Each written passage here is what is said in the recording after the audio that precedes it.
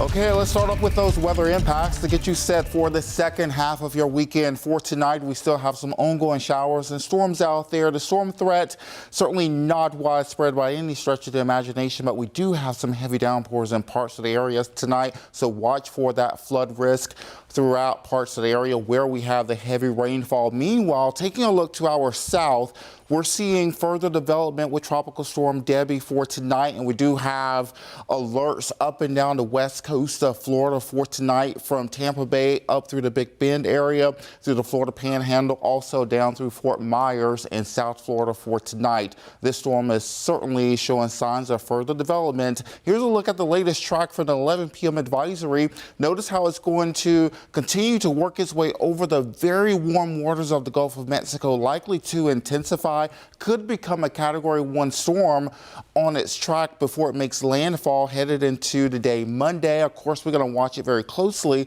because it could have some impacts on the Carolinas. Notice how you're seeing this circle here. This is an indicator that it will likely stall out. It's going to spin in place, and because of that, it could become a slow-moving disaster, and that is something we'll have to watch very closely because it will have a significant impact on the flood risk, and that could certainly impact the Carolinas for multiple days. Let's walk through it now with Futurecast. So overnight tonight, we're watching this system becoming a little bit better organized, and as it moves over the very warm waters, notice how it's going to take on that classic configuration. When we look at tropical systems, you can certainly see a more defined center of circulation here, and then it will likely make landfall over the Big Bend region of Florida, and then it's going to sit over land. Typically, you'll see these things sort of speed up over land and also begin to dissipate, but notice how it's going to maintain some characteristics here right along the coast, could hug the coast.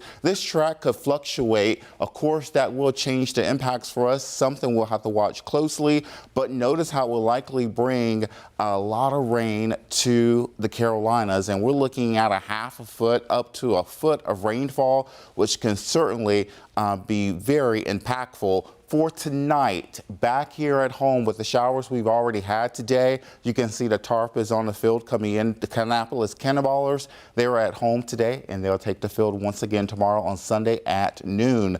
For tonight, most of you in the mountains and the foothills are dry. We're seeing a few spotty showers here and there across the foothills, and we may have a few more showers overnight during the wee hours of the morning. Some steadier, heavier showers back through Lancaster, East Chester County. Most of us are dry.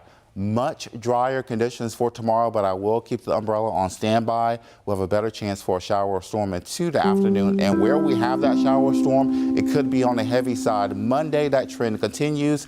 Higher rain chances and much cooler temperatures as you see it here with your Guy Roof and 7-day forecast.